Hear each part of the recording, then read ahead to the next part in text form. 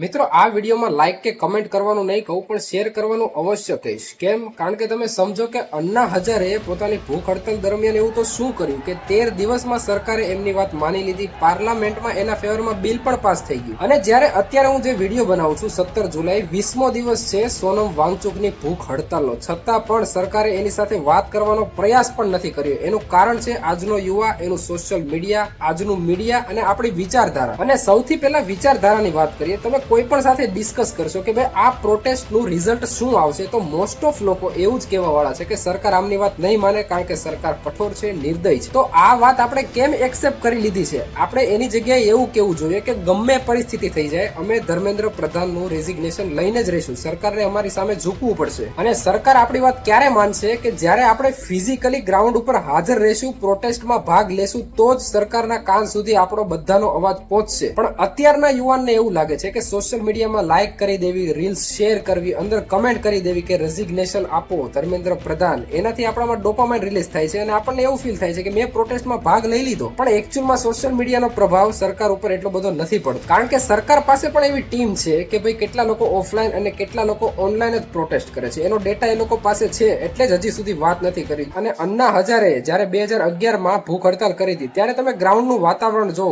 કેટલા બધા યુવાનો, કેટલી બધી પબ્લિક ત્યાં ફિઝિકલી હાજર હતી. અને આ બધા હાજર લોકોના પ્રોટેસ્ટનું અન્ના હજારેનું મીડિયા કવરેજ પણ કરતી હતી. પણ આજની મીડિયા આ સોનમ વાંગચુકનું કવરેજ નથી કરવા માંગતું. અને સાથે આપણે બીજી એવી સ્ટ્રોંગ વિચારધારા પણ રાખવી પડશે કે આગળ ભલે ભૂખ હડતાલથી લોકો મરી ગયા છે, પણ આપણે સોનમ વાંગચુકને નહીં મરવા દઈએ. ગમે એ થઈ જાય, સરકાર પાસે આપણી વાત મનાવીને જ રહીશું. આવી વિચારધારા સાથે જો આપણે આગળ વધશું અને સાથે ફિઝિકલી પોસિબલ હોય તો એના પ્રોટેસ્ટમાં જોડાશું, તો જ આ વાત પોસિબલ થવાની છે. અને જો આગળ જતા સરકારે એવું સાબિત કર્યું કે સોનમ વાંગચુક જેવા વ્યક્તિનો જીવ ભારત માટે ઇમ્પોર્ટન્ટ નથી, તો આવી સરકારનું આપણે કાંઈ કામ નથી. વિડીયો શેર અવશ્ય કરો. જય હિન્દ, જય ભારત.